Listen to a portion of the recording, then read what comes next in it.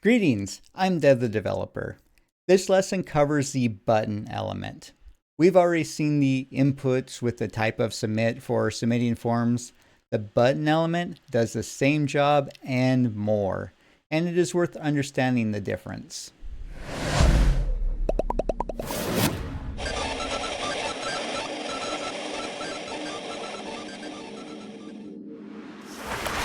Both input elements with the type of submit and button elements with the type submit a form when clicked.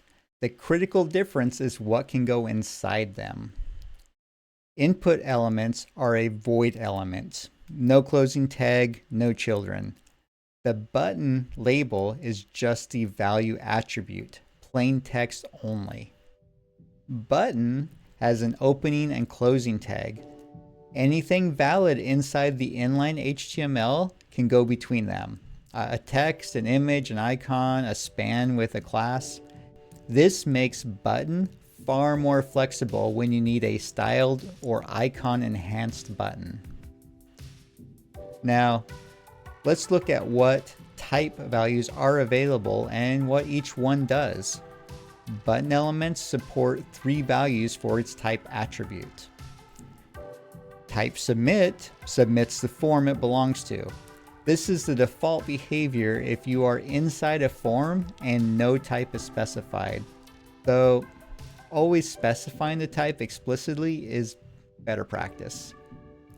Type reset clears the form, same as the input type reset. And type button does nothing by default. It creates a clickable button with no built-in behavior. This is the type to use when you're attaching a JavaScript event listener. Without type equals button, a button inside a form will submit the form when clicked, which is often not what you want for a JavaScript-driven button. Beyond the type, there are a few more attributes that affect how a button behaves on the page. Disabled prevents the button from being clicked and grays it out visually. This is useful for a submit button that should not be active until required fields are filled in. Autofocus gives the button focus automatically when the page loads. Use it for the primary action button on a form where the user would expect to just be able to hit enter. Form associates the button with the form by its ID. This lets you place the submit button outside of the form element while still connecting it to that form. Button elements are more flexible than input elements of similar types because it can contain any inline content. Use type submit for form submission, type reset for clearing, and type button for JavaScript-driven interactions.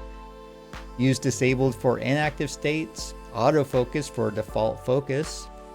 The button is simple to use correctly, and using it correctly makes your forms both more accessible and easier to style. Swap out the submit input element in a form you've already built for a button. Add some inline content to it and see how much more control you have. Don't just watch it, do it.